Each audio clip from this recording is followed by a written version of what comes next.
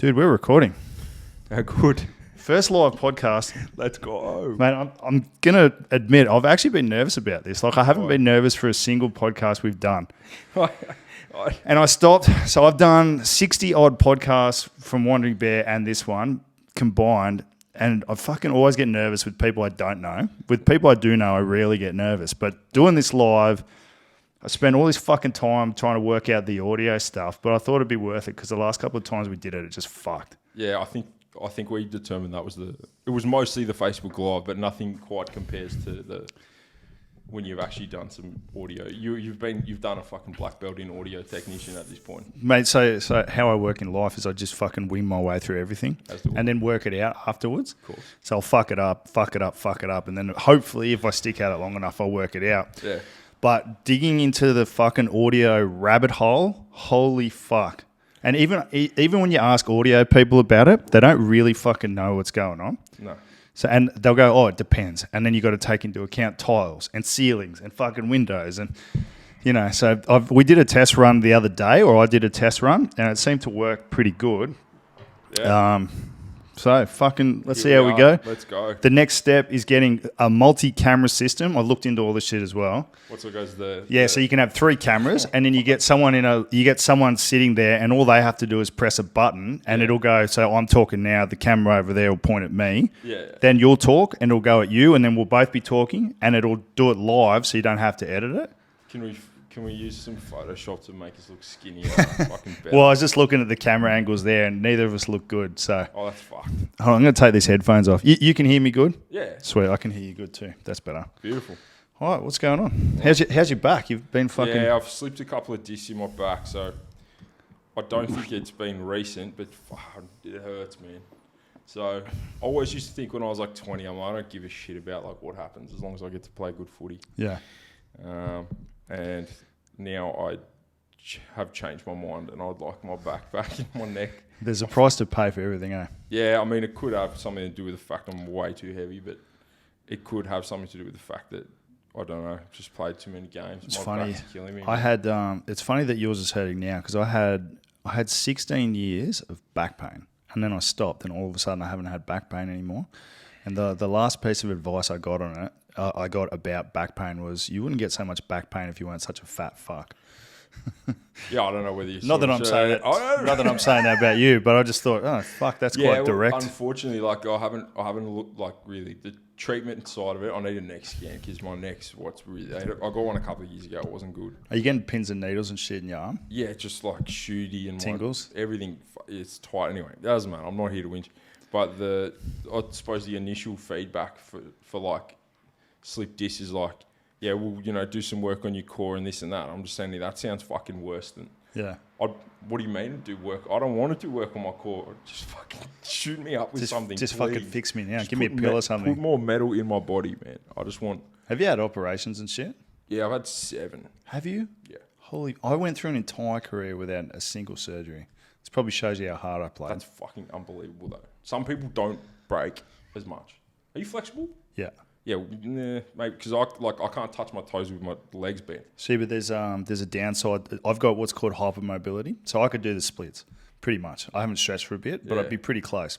And the problem with hypermobility is you don't have any ability to control.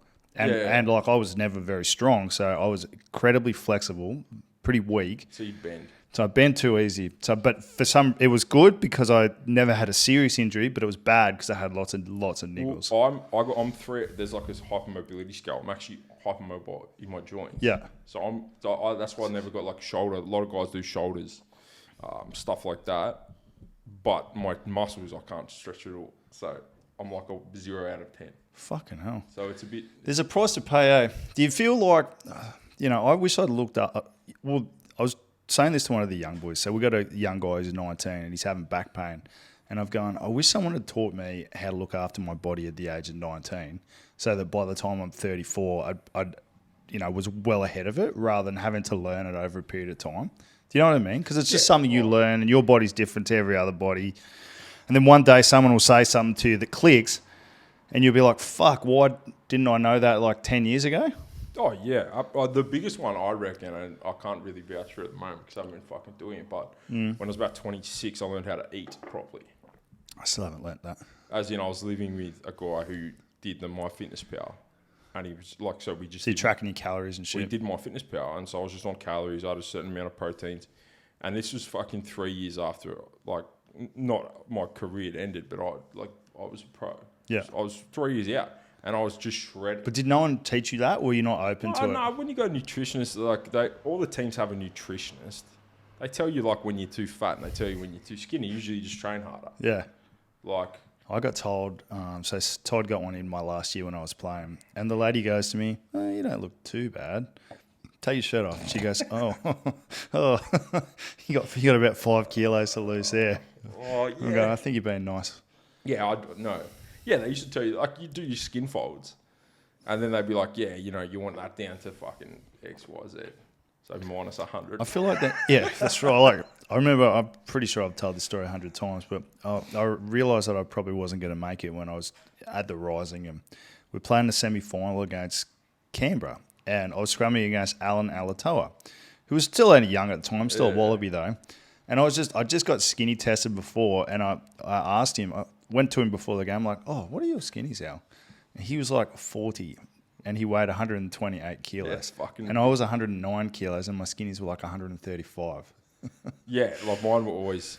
Yeah, he's a freak, but that's about right. Most of those guys are about that. Like as in, they're sub 100.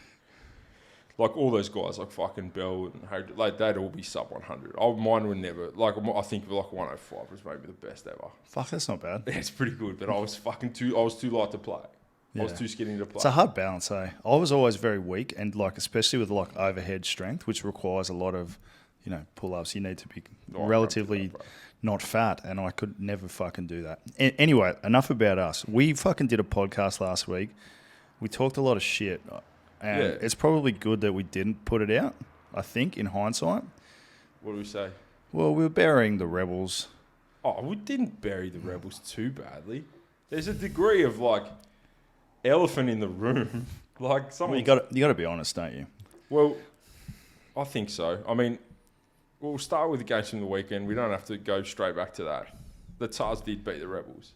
They should have beat the Rebels. Did you watch it? I haven't watched it yet because we had footy on Saturday and I had drinking on Saturday night. It was a slightly underwhelming game. Melbourne continued to struggle to score points. That's just... How many of their guys made the Wallaby squad? It was like Phillip, which is amazing just quietly. I did a live take for someone of my reaction to the Wallaby squad, and it wasn't good. A few. I'd say Jordan Ulessi made it. I'm trying to think. Rob Leota made it without playing. That's crazy. Well, Michael Hooper made it without playing, and he's different kind of person, different kind of human, though. I'll tell you what, the Force had 3 guys in it.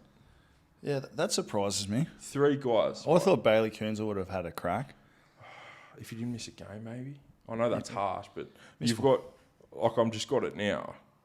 There's no real surprises in the props for me. But then, they've got a few hookers, right? So you got Folau and Lonergan from Canberra. I would have taken both of them. But then, I don't know what they do at Canberra in terms of the system. You were down there. But, I think they do like a rotation thing. See, that's fucking harsh. Like, if you're the best hooker, like Lonergan, he was the best hooker. And then you're in the A game.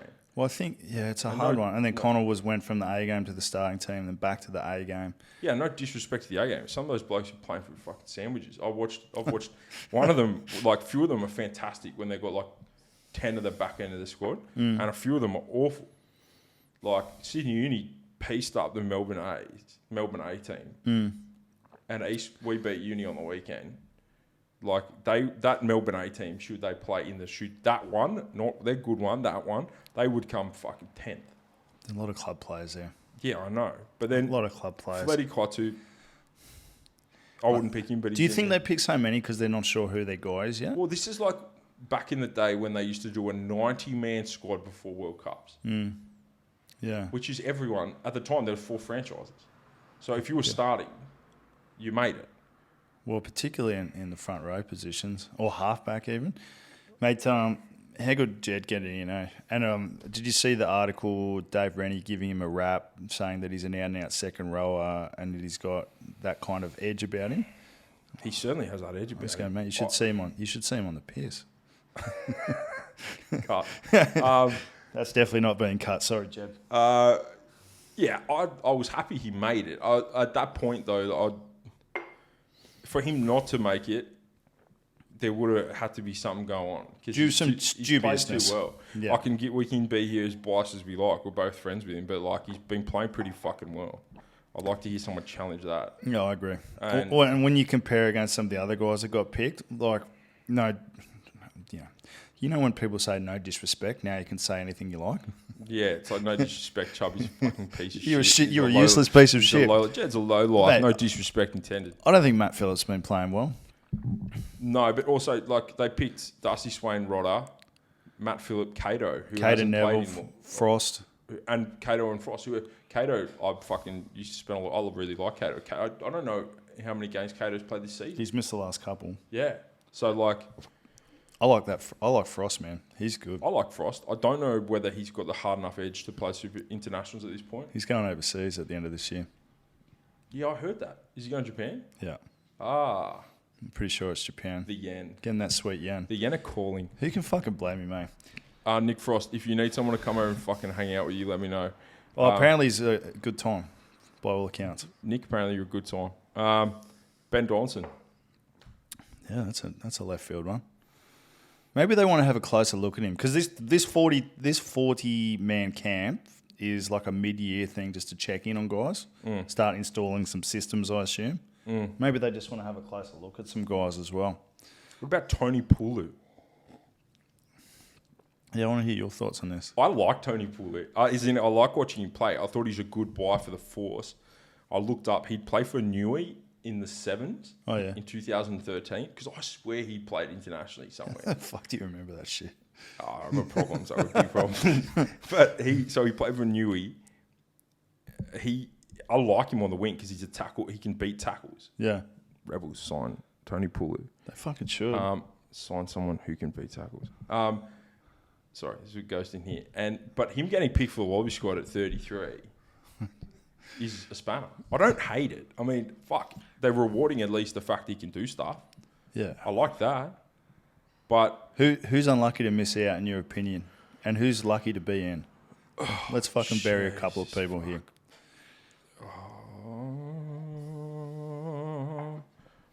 I think Foleti Kaitu's a little bit lucky to be in with the other hookers around. I think Parecki's deserves his spot. He's been solid. Yeah. I mean, Leota was good at the end of last year. But I don't know whether, without playing a game, I suppose he's a little bit lucky. I think maybe some of those Reds guys are starting to, for me, like Fraser McWright, Harry Wilson. Is Harry Wilson in there? He should be. Yeah, he is. If he's not, that's someone who's fucking... Like, those guys are sort of overtaking the older gen, and I say older, he's not that old, but like the Pete Samu gen, Pete Samu. So I think those guys, they're hanging on a little bit. Isn't it funny how you can be the fucking man one day and then all of a sudden... You're not the man the next. Yeah, you're out the back door. That's what, whenever guys get injured, I'm like, look, someone will be the man while you're injured. Yeah. But people only remember the fucking game that's on.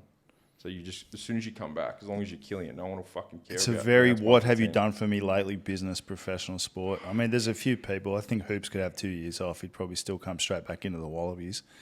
Yeah. But that's more rare than it is common. I don't think any of these guys are like on paper. I'd need to see some glaring omissions. None come to my mind. Oh, here we go. Matt Tamua misses out. For me, that's not a miss out. Deserved. Like, if you pick, there's no point picking 310s anyway, but like if you're going to pick a 40-man squad, you might as well pick Ben Donaldson. Yep. I mean, everyone's like, you know what Matt Tamua can do. The Rebels have been very poor. Is Ben Donaldson's defence going to cut it at test level? They defend him in the channel at Super Rugby. But it still doesn't. You still can't have a liability. I mean, the answer is no, but I'd probably pick him ahead of Matt Tamua. Definitely. So there it is. And Lukan Sakalai-Loto missed out. He's another one going overseas at the end of the year. So that doesn't really surprise me. if you rank these locks, he makes it. Yeah, that's fair. If you rank those locks, he makes the team. He might be injured at the moment. But with the value of if he's going overseas, is he going to start in this team? Probably not. I've got to tell you though, if they're the 5 locks that make it at the end of the season, Holloway's in the team. I agree. He should be in the team. The way he's going, if he doesn't fuck it up and get injured, knock on wood, Jed. Like you bet. Yeah, there you go. It's some absolute biased chat, but someone tell me something wrong he's done in the last fucking 6 games. But it is. Obviously, we are both biased. He's a friend of both of ours, but I also feel like we're both very honest. Yeah, I told him. If he was stinking, I probably wouldn't say. And said, look, if I suck, just let me know. And Chubby said, mate, I'll be the first one to let you know when you suck. But unfortunately for us, we haven't had much ammunition to tell him he sucks yet. Mate, he's an undefeated Waratah captain. It's a paradox I never thought I'd hear. What can you imagine 2 years ago where he left to go to Japan? If he said, you'll be an undefeated Waratah captain in a Wallaby squad in 2 years, playing second row, by the way. He's also stepping down from captaincy this week to preserve his... retire an undefeated Waratah captain. That's about it for the Wallaby squad. But so the Waratahs beat the Rebels. I didn't think the Tars were great in that win, but I thought the scoreline sort of didn't reflect the game. The Rebels weren't going to win that game. They didn't look like winning that game. The whole of New Zealand got cancelled because New Zealand's communists. Holy shit! The whole of New Zealand. I tried to put an inflammatory post on social media just to try and spark some engagement, and everyone's like, well, but they've all got COVID. What would you expect them to do? Expect them to fucking play. No one cares. Brumbies. The Brumbies beat the Reds. Yeah, that's right. Brumbies Reds again. Good tussle. Mate, watching that scrum go at each other was fucking something else. Yeah, it was interesting. Daniela Tupou, he's a fucking animal. He just decides when he wants to go. He goes go, and everyone else goes, yes, sir, that's it. Apparently he's pushing $1.40 at the moment. I'm happy for him to push $1.40. I'm not an S&C guy, but he's a fucking tight head prop who still plays with runs. Big minutes, carries. And the Drua and the Force had an absolute fucking shootout. It's going to be interesting to see how everyone plays out this year. Well, that for me, that takes the Drua to that middle level where they're now like a game that has to be played because they're able to do it a couple of weeks in a row. Yeah. I think the Force need to beat them every time to maintain. You don't want to fall to that. You don't want a 3-way shootout between Rebels, Drua, and Force every time they play. No. You want to be above that. And the Force should be at this point. I think their team's good enough. What are your power rankings leading into? Is this round 5 or round 6? This would be round 6. Round 6. Power rankings: Brumbies 1, Reds 2, Tars 3. Prove me wrong, Tars. 4 Force, 5 Drua, 6 Rebels. What do we do about the Rebels?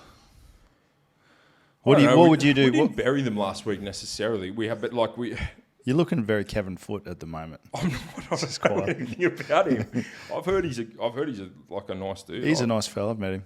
Yeah, he's a nice fella. I've heard he's a nice guy. I don't know. My point, as the point I made last week, is I want to know who's responsible for the signings. I need to know who's signing the checks and who sits there a year out. And I know the answer, so I'm asking rhetoricals. But it sits there a year out and goes, "Yep, this will be fine," because they need to be drug tested.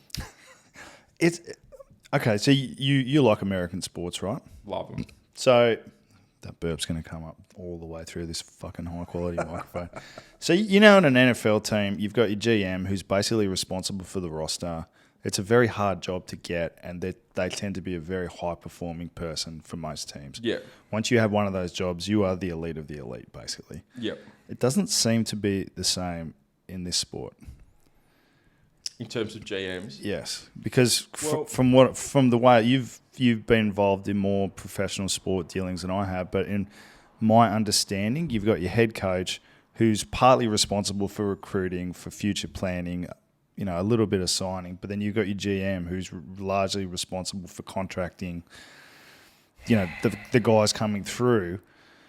Is that how it works? Because to me, I'm going to say no disrespect, so now I can say whatever I like. But a lot of these guys have done club footy and then they're all of a sudden Super Rugby it's a problem. GM. So, like, how do you go from an amateur sport to professional sport and be considered good enough for that job? I don't know. I think they need to be in the system for a while, whether it's like as an Assistant to a GM. But then that's more money that, maybe they should do an internship. Well, they're not fucking paying the players, so they can pay someone else. Oh, let's talk about it. No. I need to finish this one first.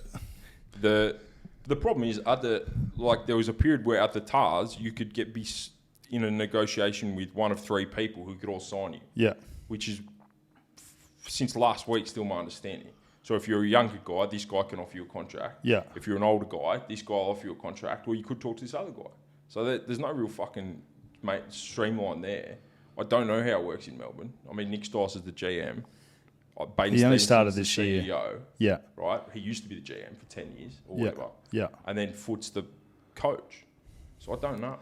Strange, isn't it? But if I don't think Foot should be buried if he has 10% say in players. If he's got 80% say in players, I think he's got to go down with the ship. But I can't see a world where they don't absolutely wholesale clean out. They have to, man. They have to. You can't keep doing the same thing and expecting different results. I don't know what they do, but you're right. I don't think the Brumbies have got a problem because their second string are pretty good.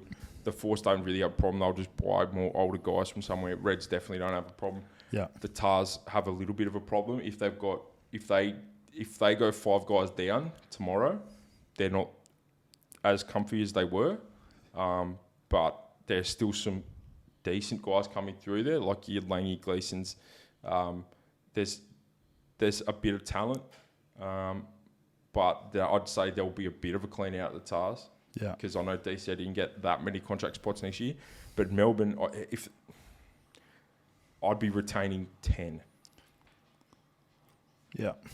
Where do they get those players from? You need to get the best guys who aren't playing elsewhere.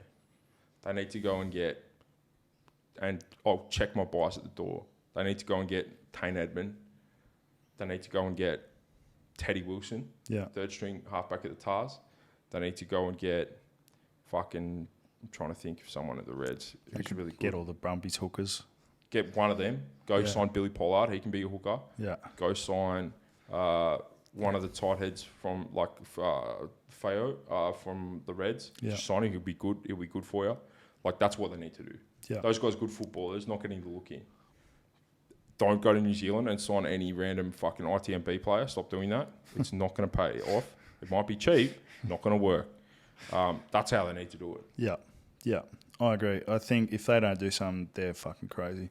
Well, what's going to happen again is the same thing every time the team starts sucking is they go, do we need 5 teams? Yeah. And the answer is yes, because until New Zealand get a new Prime Minister, we're going to be playing each other.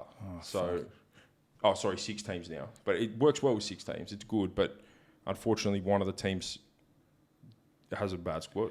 Let's bring up the Rupa thing. Oh, I was going mental last week. I was going mental. You were going mental. If I didn't get busy at the end of last week, there could have been I could be, I don't know, in prison. Can you talk about it?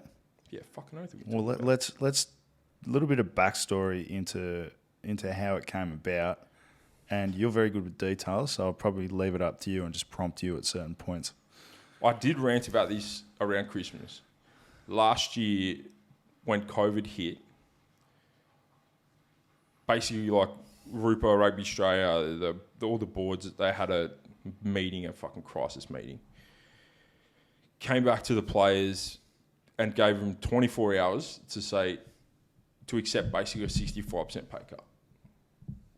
They then told the agents, which is sort of when I became aware of it, you had 24 hours to accept it. If you said no, they said, we'll take your rugby license, so you can't go elsewhere. You can't just quit. So that would have been, for me, if you could just say, yeah, okay, I'm out, it's still not a great result on 24 hours, but it's better than nothing. You can then go somewhere else and make money.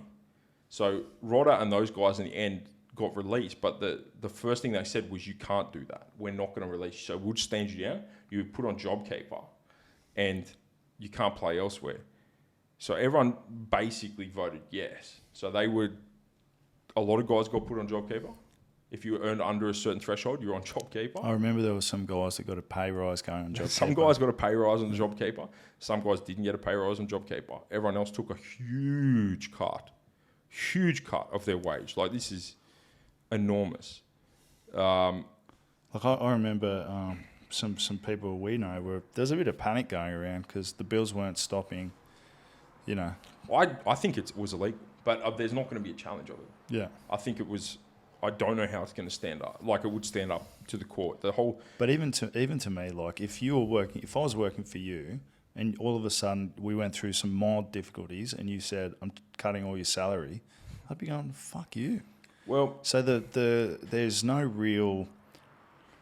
Basically, the ARU let all their employees, and the reason that they make money, they left them hung out to dry, in a time where they fucking needed support.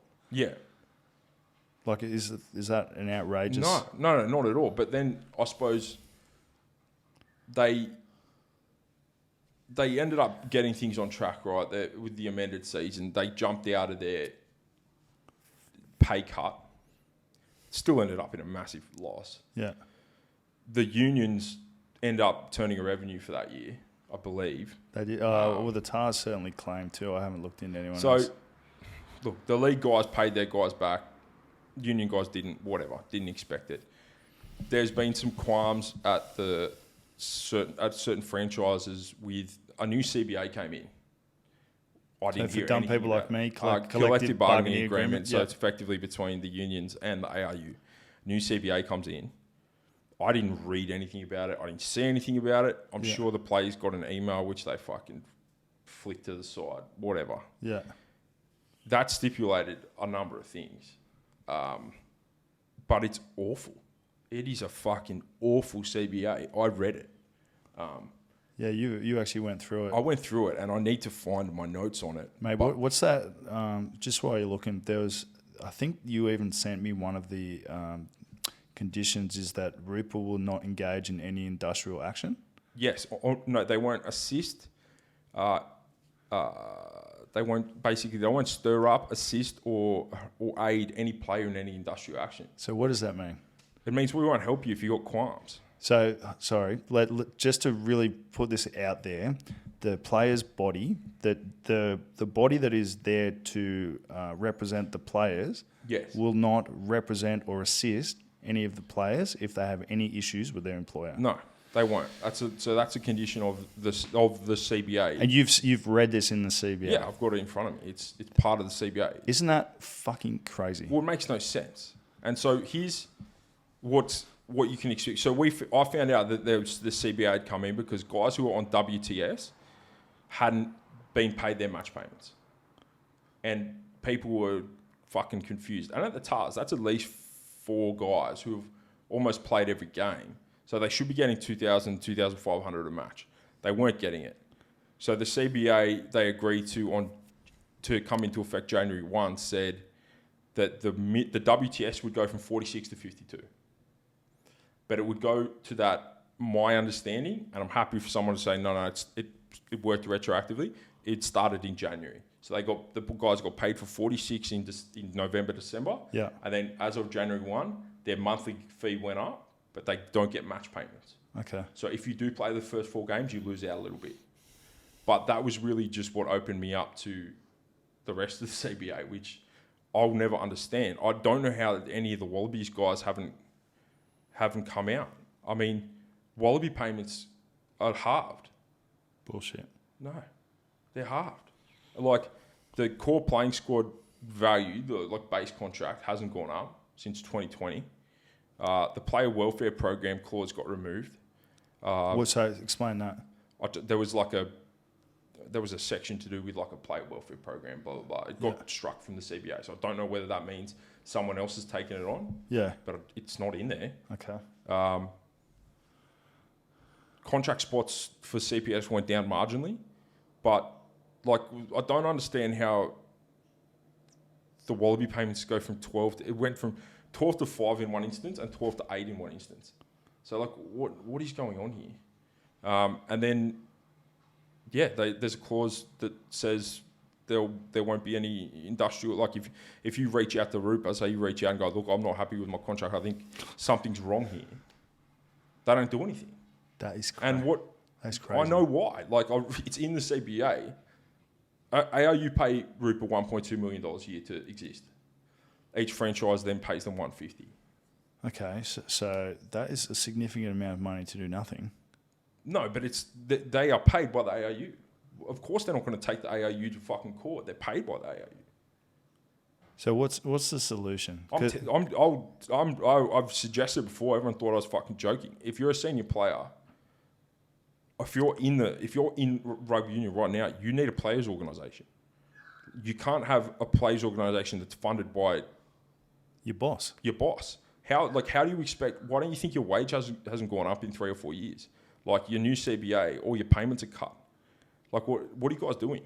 There's a vote in the contract with Rupa that if you vote a certain amount of people, you can vote a no confidence out. You can dissolve them. You need to dissolve them. You need to get some smart people who have their shit together, but form your own players association. Fund it with the money that you're going to pay in your Rupa fees anyway, and have an organisation that will actually go, no, I don't think we want to cut Wallabies payments in half. Like, are you guys not turning a revenue? Well, I would rather that the $1.2 million was given to the players. I mean, there's so many guys on fucking salaries in there. Wouldn't you? Yeah, I would. But there's so many guys on salary in there. For Rupa? Yeah. How many full-time employees do you reckon they have? 10? They've got one guy at every franchise.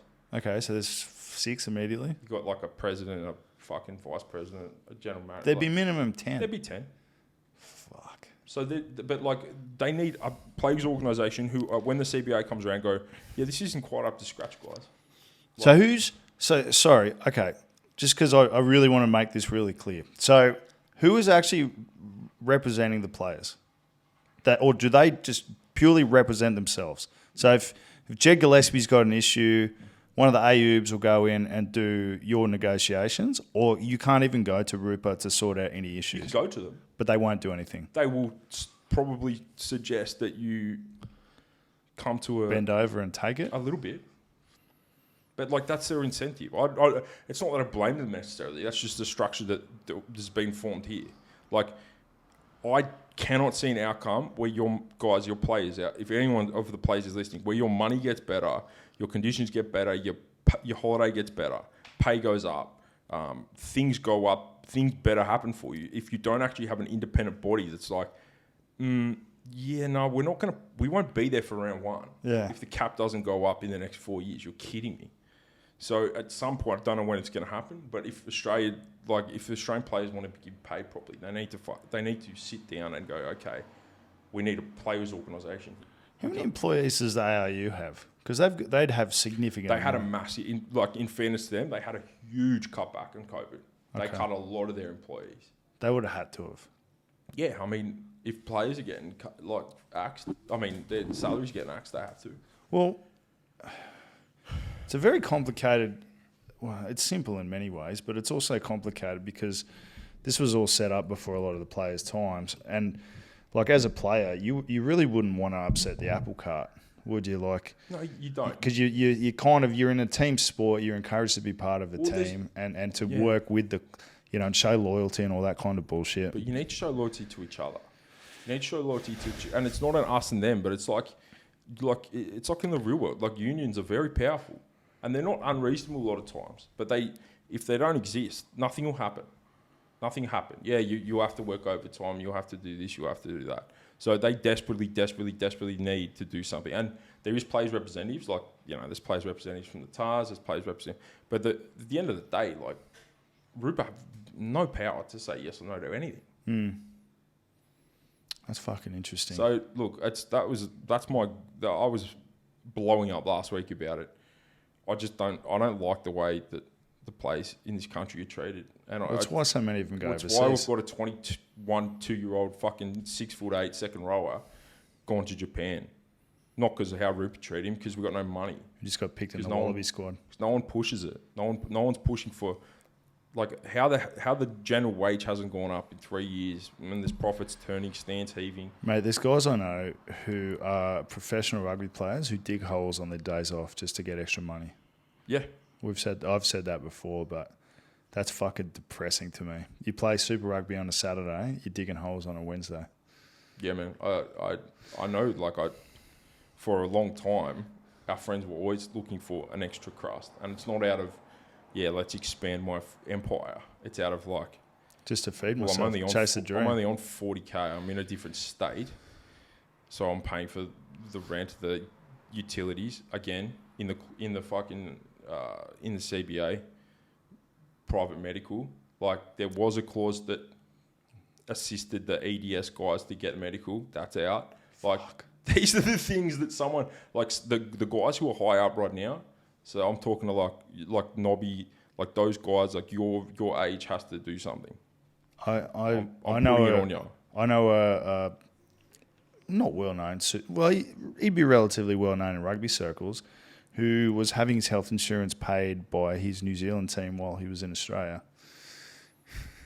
How's that work? He was just paying it because in New Zealand they pay their health insurance. In Australia, I'm certain we talked about this before. Yeah, I've got a bad habit of repeating myself, but when I was in Melbourne, there was a guy who had to have 3 surgeries and he did it all at the same time to save money. And he had to fork out $15,000 up front because the club wouldn't cover it unless he had full health insurance. Yeah. So he had to pay it and then the club reimbursed him. Yeah. There's another story, which we've talked about, of a guy at the Western Force breaking his neck at training. And they've gone, you need surgery right now. That'll be $50,000. And then the club allegedly refusing to pay it because he didn't have full health insurance. I just think it's got weaker and weaker and weaker. I even talked to guys who played Super Rugby in the early 2000s. They got degrees all paid. They had things were paid for. Their moving allowances were a lot more money. I remember even someone like Steve Hoyles. He was doing a pilot license while he was playing. Yeah. Just shit like that. Mitch Chapman, he did stuff. There were guys that have been full fucking degrees from being involved. Batch has a full, mate. He did his full business degree at Macquarie. It's paid for. It's all done. While he's on footy? Yeah, it was all the Brumbies. So there's still a education allowance. It'd be fucking $500 or something. That doesn't get it's you just very far. slowly got degraded to the point where they don't have a players association. You guys need a new players association. Mate, this live podcast is good, eh? Yeah, it's really good. What I reckon we need, we'll get the camera there eventually, one there, and then one there looking at you. Yeah, well, I think eventually what we need is I see 2 bedrooms in there. I stopped paying rent at my house. I moved down to Cronulla. Well, mate, you're welcome. And we do a daily podcast. We could do that. We just drink Diet Cokes on the couch. So I'm getting a new couch tomorrow because that one's had it. So my plan, the plan for this eventually is we'll do it on the couch, but then we'll get proper lighting so that we can actually, because this will look shit, but that's fine. We're trying. The audio will at least be good. Yeah, you hear that, Ben James? I'm in Cronulla, so the audio's good when you're driving around fixing toilets or whatever you do. Yeah, Ben James, you fuck. I will, after absolutely roasting those people I just roasted, which is, guys, I'm fucking dead serious about that. Rebels got the Drew this weekend. I got Rebels. I don't know how. I think the Drew will look better and better. I don't know how they're going to beat them. You reckon the Rebels are going to win? No. Oh, a draw will win, Drew definitely. Will win. Yeah. Drew will win. Rebels won't win a game this year. I would say their overs-unders for wins would be 1.5. So no idea what that means. It means that if they won 2, they'd be over. Yeah. Their unders would be 1 and lower. Yeah, they're not going to win more than 1. Yeah, I don't know how it happens. Force got the Brumbies. I think the Brumbies are going to beat them. And Reds have got the Tars. Oh, man, that's a tough one. It's a tougher game, but if the Tars rock up like they did last week, they're going to get done. I'm picking the Tars. I'm picking the Tars as well.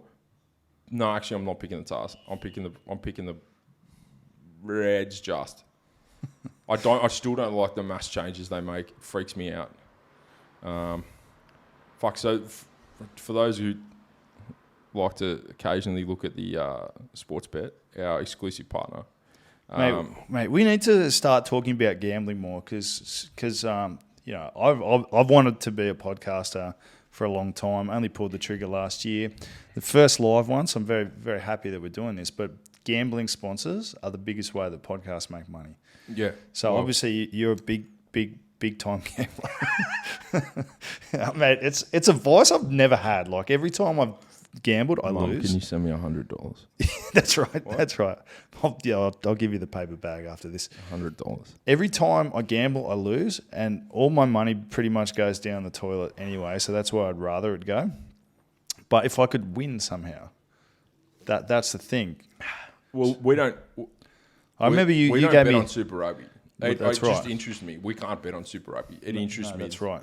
The Super Rugby. So I just like seeing it because it gives you like they've got some serious mathematicians working out to try and determine, like they got actuaries, like very, very smart people running the numbers and trying to figure out. They actually have actuaries? Yeah, actuary. I'm telling you. I met an actuary once. They normally can't. They're like non-verbal smart. Boo! Yeah, like that. Like you at 10:30 on a Saturday. They've got Druids outside. It's 192. Okay. Which is insane. The Western Force are $4.40 to beat the Brumbies. Okay. I don't hate that. And then the Reds Tars. Tars are almost $5 to beat the Reds. Jesus Christ. If I could gamble, I might put money on that. I think that's a good bet. My bet would be that I would take the line there, whatever it is. I would take the Tars minus... Give me a line. Tars minus 10 points. Should we talk about the shoot shield at all? Yeah, 100%. We had a trial on the weekend. We played uni, so it was our second trial.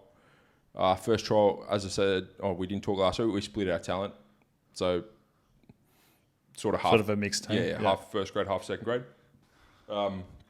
This week we sort of put out the best side we could. We had a few guys out, like weddings and a baby was born. Things like inconvenient. Correct. Congratulations, Knox. Shout out Knox. Try not to have it on a Saturday, mate. Or training. But it was a much better trial. It's just a lot. I don't know. You get to train as a team during the week. It makes it a lot easier. We ended up edging uni, sort of. If I say 3 tries to 2 or 4 tries to 3, something like that. But it was I was fairly happy with it. Not a lot of points scored, which is a good thing in a trial. Yeah. You don't really want to see 8 tries to 7. Uni were what they normally are, but you can tell that they've been hit a bit by the guys who've left overseas. Oh, absolutely. I mean, but they've still, like, I watched the first grade Colts game. They've still got these 6'6" guys. They've got the machine. Just churns them out. There's always a few of the boys in front of me. I hear them talking. They're going, there's always a 6'6" second row with red headgear, and I'm like, I want to know where they find them. I don't know. The mountains somewhere. Fuck that. They bring them down. They've got like a little town or something. Or they go to South Africa. But it's they were really fit. They played, like, it was a fairly good game. There's a lot of football played. But they've been hurt a little bit. So, I mean, they'll get guys back, you presume, from the Tars, but not as many as normal. Yeah. They'll be good. They'll be good, man. They're always good. They'll be good. And then we've got Norths this weekend. And that's a good trial. Yeah. Norths will be, I expect, a very good rugby side. They'll be good. They haven't had many changes from what I've seen from last year, where I think they ended the comp first. Is that right? Yeah, something like that. Yeah, well, they certainly won a lot of games. We had Gordon on the weekend. Gordon good as well. They'll be good this year. Yeah, they're a good side. They've got a really old, and I don't mean that in a bad way. I mean experienced. Yeah, under 25s, can't remember. So if I say old, it's a pat on the back. Yeah. They've got like an older front row. They've got a fair few props. They've got some more experienced forwards, and you could tell when you trialled against them. So unless something happens, then they'll be a good team. I agree. We were meant to have a trial against Warringah this weekend, but they've pulled out. Something I've never done in my life, Jan Gillespie's pull out of anything.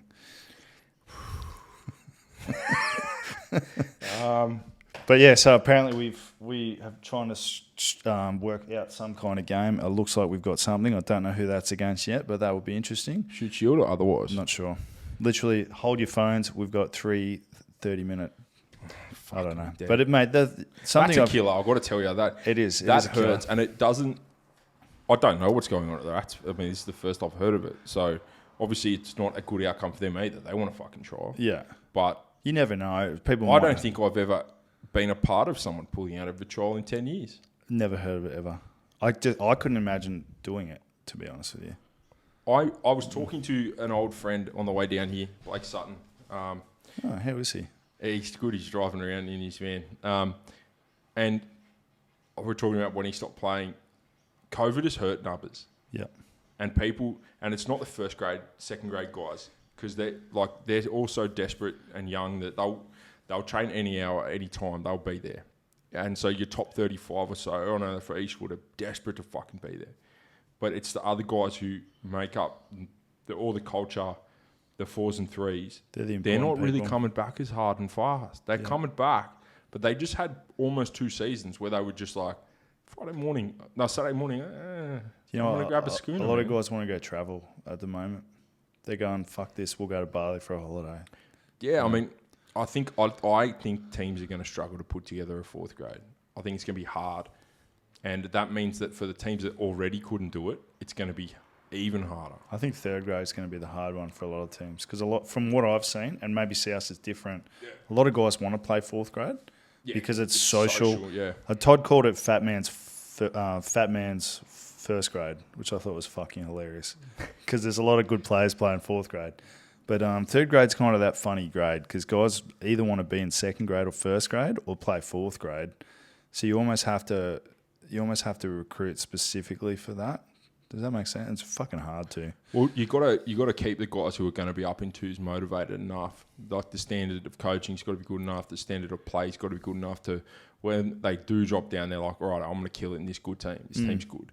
But I think that teams are going to struggle. And we spoke about this last week, and since it didn't get aired. Yeah, the participation agreement says if you do not have...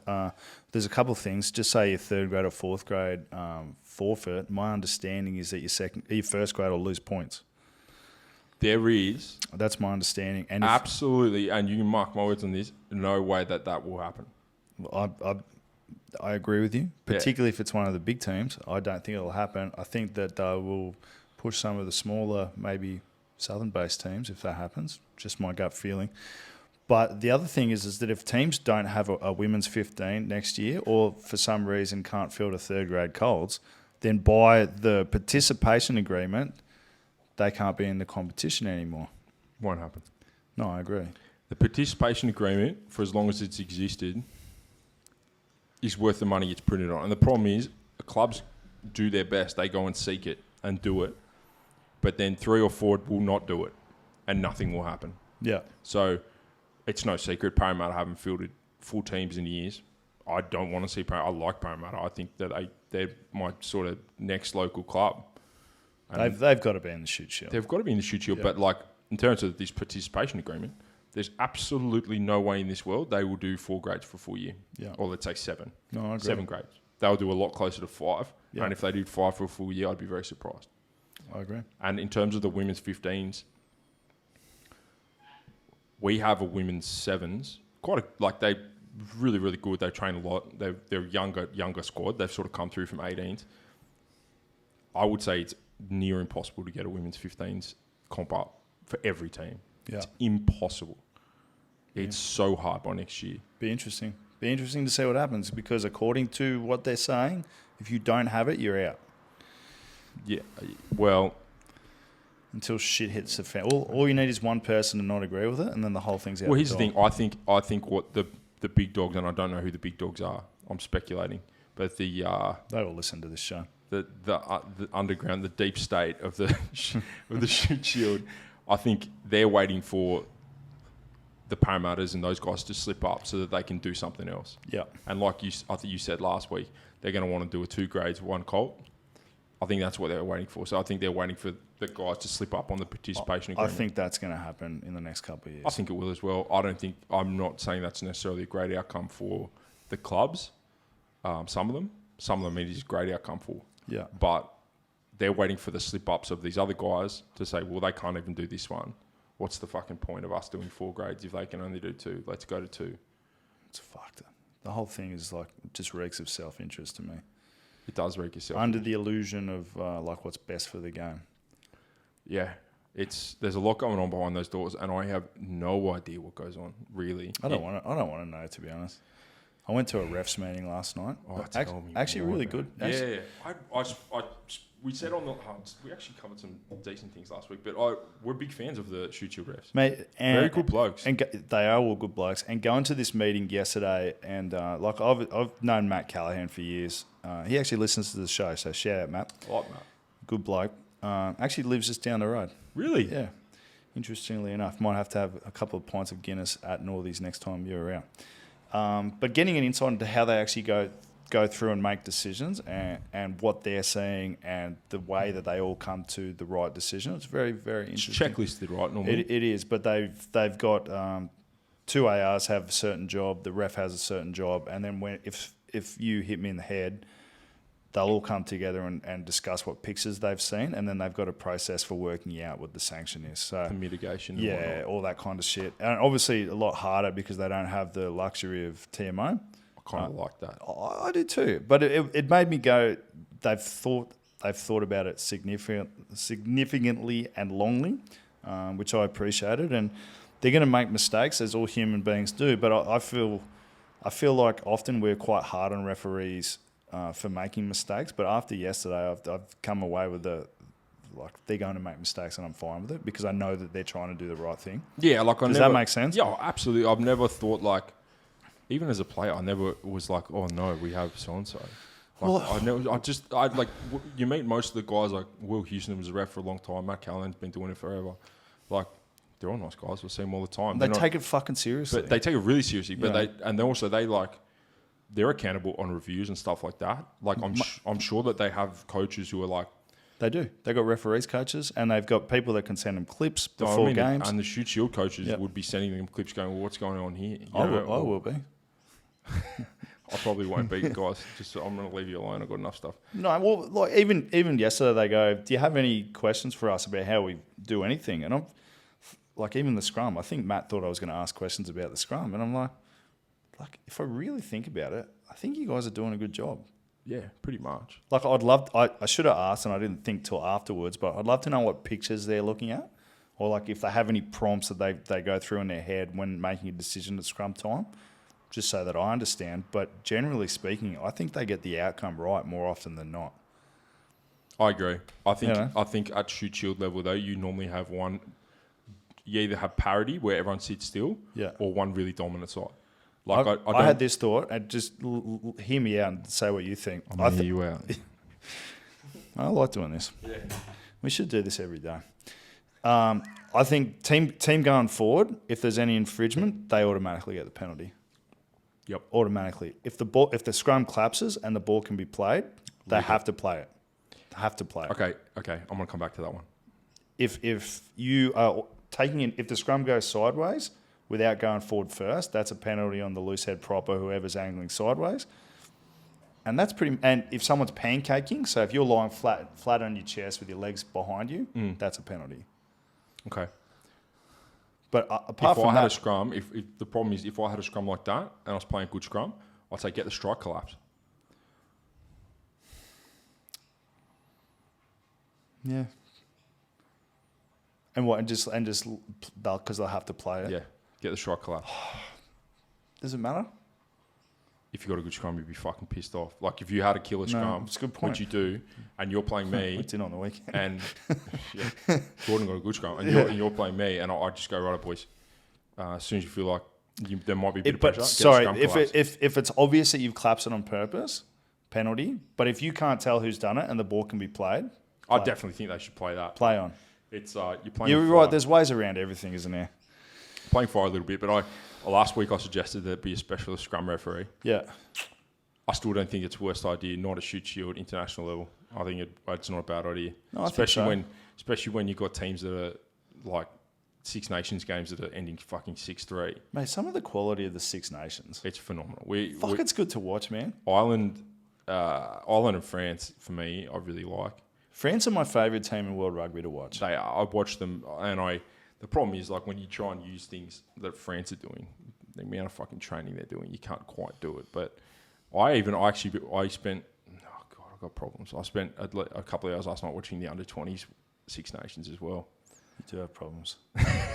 And the French and the English side in that, were really good. How many hours do you reckon you watch a week? I don't know, 20 something.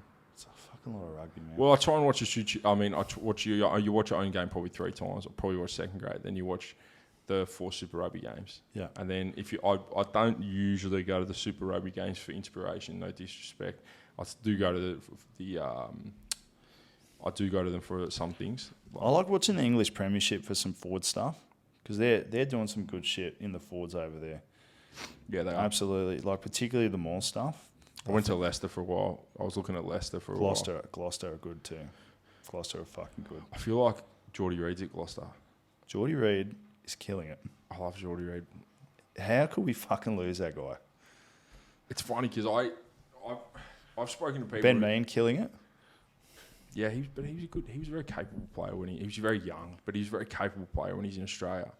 But it's funny who was the big dogs at the time and who was the little dogs. Looking back on it, like Nick Sturzaker was the big dog in Melbourne. Okay, well, what's your take on all that? Because I remember Jack Debrasini, shout out. He was a big dog. Yeah. What happened? What's the common theme there? What's the common theme? Do you reckon some part of the coaching setup might have messed them up a little bit? Or the culture there? I don't know. They put a lot on him. But like that, it's like I was talking to someone at a super franchise, and he's going like, "Mate, this guy's the big dog," and I'm like, "Those big dogs roll over, but because as soon as the coaches will knife him eventually." Like until like 3 weeks ago, Carter Gordon was probably the guy that they were like, Is that big dog? making do. Yeah, like this guy. But then after 2 or 3 games, he's not presenting in meetings anymore. He's fucking. But how? So he's not. I don't know. No, as in like. But that's how it's they just do a it. hypothetical. But I don't know. so, I mean, we have a habit of like trying to create the next superstar, and I think we do it in all sports. And I think a lot of young blokes can't deal with that. And I look back through Super Rugby over the last couple of years, like Debba's a good example. Like he was knocking on the door for the All Blacks a year or so ago when he was last at the Chiefs. What do we put too much pressure on our young guys to be the next saviour? And then you look at guys like Quade Cooper or James O'Connor who were young superstars. Then they had to go away and come back and mature a little bit. I still think you don't get. I still don't think you. I don't like loading up. I don't like loading up those guys with any responsibilities. I agree. More than their role. Like if you're a hooker, you got to be able to throw. If you're a 10, you got to be able to direct. But like, I don't think they should be captain. I don't think they should be like the main guy fronting the media. I don't think they should be any of that. They've got enough on their plate. Like, so I don't know whether we scared them off necessarily, but it's just funny how things change quickly. Where like a guy's like got the organisation at his fingertips, and then 2 weeks later they just go, man, nah. Well, I guess it happens. You say NFL, Baker Mayfield go. Oh. Yeah, but he had like 4 or 5 years, and he's also on $170 million. Fuck, that'd be nice, eh? But yeah, I don't know. I think. Have you got any conspiracy theories you're around at the moment? No, I do. One thing I was really annoyed about today was my I had to fill up petrol, bro. Holy shit, dude! I filled up petrol. I went from like $60 to like $90. I've got to pay rent this week as well, and I'm filling up petrol going, righto, well, there's 4 kilometres from Eastwood, I'm 6 kilometres from here. I've got $2, I just put it in the I need to fucking... buy a moped. I remember when I first started driving, you could put $5 in your car and you get like, a good amount of fuel to get home if you had to. But now $5 worth of fuel gets you nothing. Literally nothing. You could get from 2 litres. From fucking here to Sylvania. Yeah, like so that's killing me at the moment. Why is that happening? Well, Sleepy Joe? Yeah, it is. I'm not allowed to talk Mate, about what about this? Sorry, we need that over there or there. I paid $7 for a strong almond cap the other day. Yeah, that happened to me as well. What the fuck? Has anyone else like you guys are going to respond to me fucking in live? What's going on with coffee prices? I went to apparently there's a shortage worldwide. Mum educated me. Shout out to the coffee van. Yeah. Also probably putting her prices up. Hopefully she doesn't listen to this, but there's a shortage of coffee worldwide due to I don't know why. So the prices are just going up and up. I wonder if it's got anything to do with the weather in South America. But I don't fucking know. But I love you. As you know, I'm a coffee fiend. I got a $6,000 fucking machine there for some stupid. Which we're selling for petrol. Go on. Fuck, I'll sell it to pay this week's rent. The way things going, I don't know why I said how much it is, but it's expensive. And I would have 3 to 4 strong coffees a day. Yeah. I am a retard. That's heaps. Even though I know you can't say retard anymore, I just said it again. Yeah. So I'm a retard. That's heaps of coffee. And I would happily go buy at least one a day out because I like the ritual of going to a coffee shop and they're going, "Hey Duncan, you're having your usual." Yeah, I am. Can you make it a little hotter? Can you make it a little hotter, please? Yeah. You know, and it's like a nice little thing. That extra pump of caramel. I'm down this morning. 100%. Maybe a little bit of honey. Vanilla, maybe a mix of everything. And then you go and you're like, "Oh, this is nice." And then all of a sudden you go in and it's gone from like $5.50 or $6. $6 seemed reasonable at the time. Then they go, "Oh, that's $7." I'm going, $7? I just ordered one. Yeah, $7. I haven't been back since. Yeah, we're getting smoked at the moment. Two of the necessities for almost everyone is coffee and petrol. Fuck and we're me. getting torched. Well, I'm thinking of getting an electric bike. I don't have anywhere I've got to be. I mean, I've got a gym downstairs, which I barely use. well, as long as it works. I mean, as long as you can get to places. I can't use an electric bike. But, we'll rush is like, we're not going to talk politics. No, let's talk politics. Just Russia's the big oil, that big provider of oil. Oh, yeah. So that hurts. Yeah. And US shut down theirs. But it just seems like a convenient excuse because I was out in Cowra a couple of weeks ago. And it's not convenient, of course, but it's I think I paid $1.40 or $1.30 a litre. Come back to Sydney, it's $2.09 or $2.19 in some places. I suppose demand plays into it. Of course it does.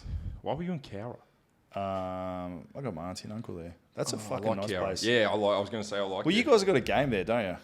Yeah. Pretty sure you do against Norse because the Sinclair boys. Shout out Johnny Grant. Shout out Sinclair boys. Actually. Sinclair boys have a farm or something out there. That's a beautiful part of the world. I like Cowra, man. So I did a session with the. I saw the Cowra. It's cool, man. Cowra Eagles, and it was like my cousins. They're all boys that live out in the bush, and they've got the best scrum machine I've ever seen. Really? Oh my god! Actually, we've got a lot of guys from Avoca at Eastwood, and I saw I follow the Avoca. I think the Avoca Sharks. If I fuck that up, I'm sorry.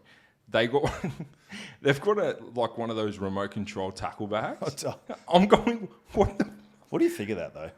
Oh, I don't think it's necessary. No, but I think it's cool if it makes 4 more people interested to come train. 100%. It's work for Avoca.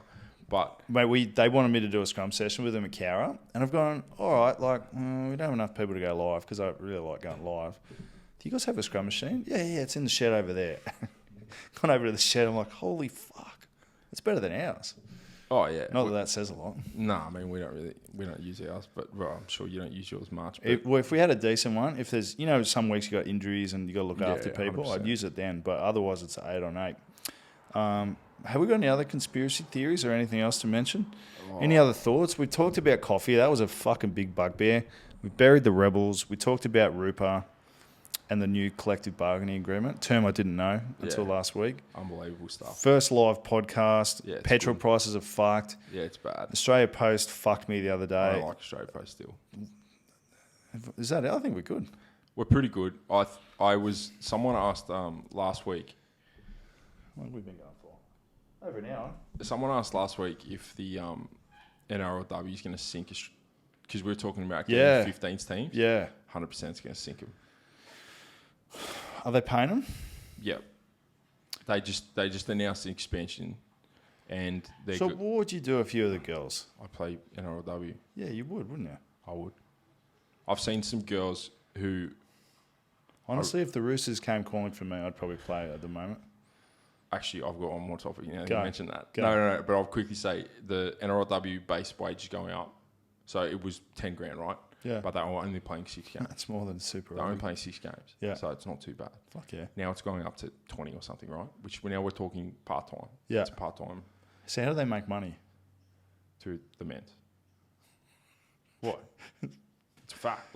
No. At the moment, they'll make money through the men's. Having said that, NRLW, I watch it. Yeah. It's picking up. So they're expanding another 2 teams.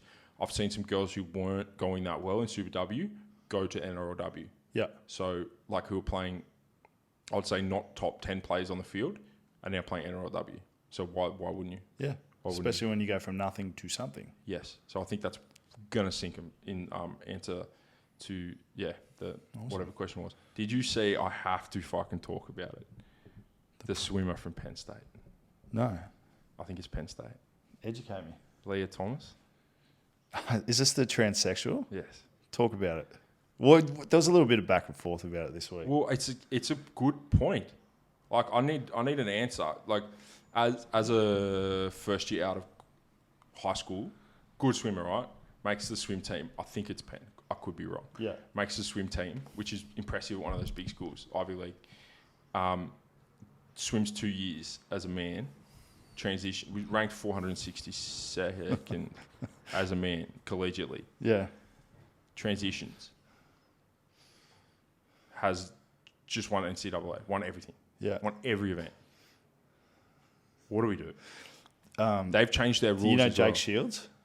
Former MMA fighter. Yeah. He put out something on Instagram. He's going, there's never been a better time to be a man, because if you are unsuccessful as a man, you could go and be a woman.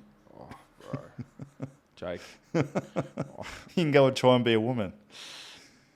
What do you do? Where is it? My point is, there's a non-contact sport, right? Like. Do they have their own division? I don't know. But like the NCAA, like, it's all around rules around how much testosterone in the blood per blah, blah, blah. But like, she has done puberty, man. Like, she's big. Yeah. Like, big square shoulders. Oh, did you see the photo of her? She's massive on the podium. Yeah, on the podium with the other three girls going to take her. So like, she's winning an event by 30 seconds. Keep in mind, by the way, the Katie Ledecky torched her times. So Katie Ledecky's still the GOAT. But what happens, my question to all like people who are like, yeah, look, I think we've got to go sweep with it, is like, what happens when your daughter's playing 16s rugby league? What if they're fighting? Or fighting. Well, fighting's a tough one because not a lot of people fight, but I agree. Did I send you that Caitlyn Jenner tweet? Yeah. Hold on, I got to read this out. Caitlyn Jenner. it's so absurd. Caitlyn Jenner's the most confusing thing in the world because hold on. She's conservative. She's a conservative, big time conservative. Hold on, I got to find this because it is fucking hilarious. Oh, this is all so many fucking memes. And where did I send it to you? I'll just screenshot it. It was something about having the balls to stand up. Had the balls stand up for women's sport. I'll share it on the Instagram. Like, I can't find it. But what happened? I'm dead serious question is what happens, like, when you extrapolate it and someone plays and goes, I want to play for Australian Sevens. Well, that's what could eventually happen. And fucking cave and hurt someone. It's not fair. So it becomes a danger issue. It also becomes like someone's just been swimming their whole lives to come second at NCAA. To someone that was a man before. So I don't have any issues with it transitioning this and that, but like, what do you do about? I know it's a afterthought for most people who transition, but what are you going to do about sport? Yeah. What are you going to do? A lot of sensitive people in this society, Jed. But you know what China are going to do? They just breed a lot of. No, they're going to go pick their second best 15 of everything and go, you guys are all transitioning and win everything. I know a lot of Chinese diplomats listen to this show, so if you do, they're probably already thinking that. But if any of them want to come on, I'd be very open to doing a. I would. Okay, I'm open to debating anyone from the Extinction Rebellion. Extinction Rebellion. You know the people who dumped garbage outside ScoMo's. No, listen, outside ScoMo's thing yesterday. Yeah. Saying they were from the floods. Yeah. They weren't from the floods. They just wanted to make a point.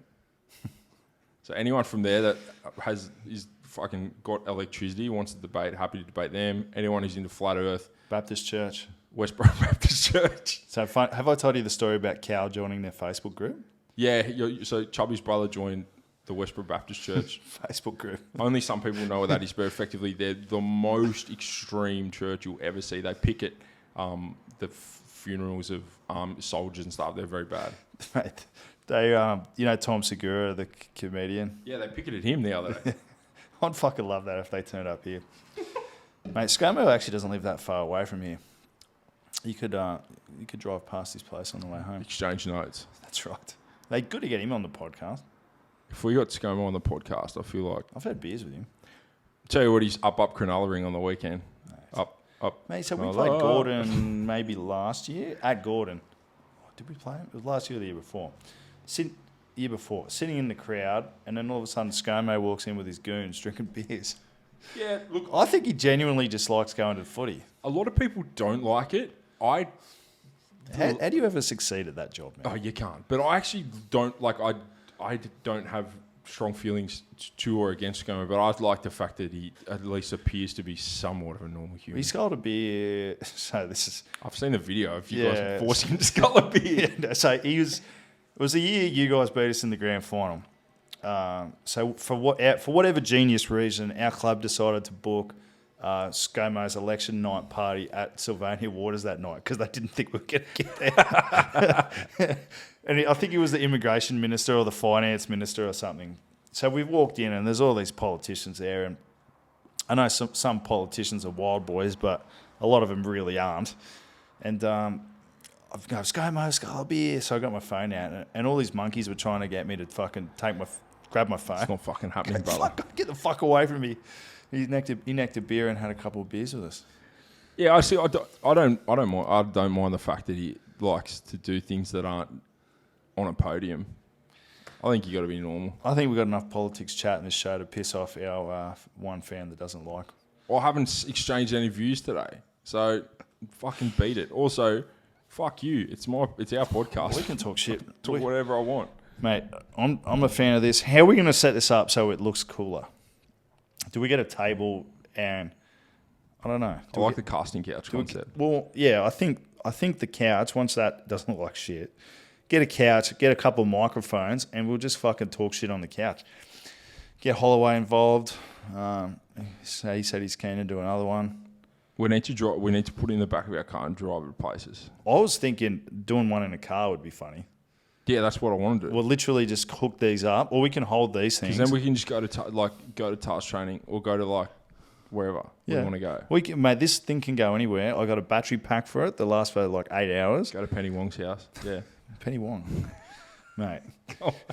Yeah, that's what I mean. I think that's a good way to do it, mate. The last couple of years have been fucking insane. Yeah. I don't know about your life, but to me, things change every single week, every single day. And there's no consistency at all. And the only thing at the moment that's consistent is that there's no consistency. I think there's a quite famous quote about that, something to do with existence. But whatever. I'm just sick of... Just rolling with it. I'm happy to just roll with the punches most of the time, as long as I can get my 13 hours in a night. And you're a big sleeper, eh? Oh, massive sleeper, bro. Massive. And you don't sleep at all? No, I do sleep. It just takes me ages to get to sleep. Yeah, well, mate, the guy who has 14 shots a day of coffee, I wonder why. Yeah, but why am I tired all the time? We need to tranquilise you around 10 p.m. Fuck. Mate, something I'd highly recommend to anyone, particularly, I know we've got a huge Fijian audience, is Kava tablets. Kava You've got me onto Kava tablets. So good, bro. A little whiskey and Kava tablets. And some kratom. You just fucking veg out into another realm. There is nothing better than when you're in a team and the coach, who's usually like a 55-year-old white guy, is like, we need to do Pacific Islander night or something. My favourite thing in the world, because one of the boys would bring kava and I just sit there putting it back like it's water. And people were like, ooh, it sort of stings your lip. I'm like, just give me another litre of it, please. I don't want to have to wait till it gets all the way around the circle. Just put it in my gullet. 100%. There's actually a kava shortage at the moment as well. I know. There's have you had cappuccino kava? No. There's a chocolate kava as well. Really? Man, anything that makes me feel numb, I'm all about that. Yeah, I know Marika Corbetti's actually got a kava farm. So does he? Yeah, so we could reach out to him potentially for a sponsorship. He's in Japan, eh? Yeah, he's not killing it. Yeah, Panasonic killing it. I wonder if you get to a point where the money isn't that enjoyable. Do you know what I mean? I know Japan's a great place, but at some point you're going to go, I miss the seriousness and the competitiveness of playing test footy. I think if the difference was $100,000, when the difference is 2 to 1, what are you going to do? Yeah, I know what I would do. He's fucking killing it. At this point, I'd do anything for a good payday. That's why we're fucking doing this, going to the edge of the world to set all this up. Yeah, it's just hectic. So plan, get the couch set up, get lighting. Eventually, we'll get a couple other cameras. I got a couple I could borrow potentially. Then I got to learn how to edit. and we'll get this going. Everyone I've spoken to likes listening to this podcast. I'm glad that we could sort the audio out, and all it's cost me is my job, Ben James. So I'm glad you're happy at your job now, so that I could make you happy. Well, I don't know. Let's get some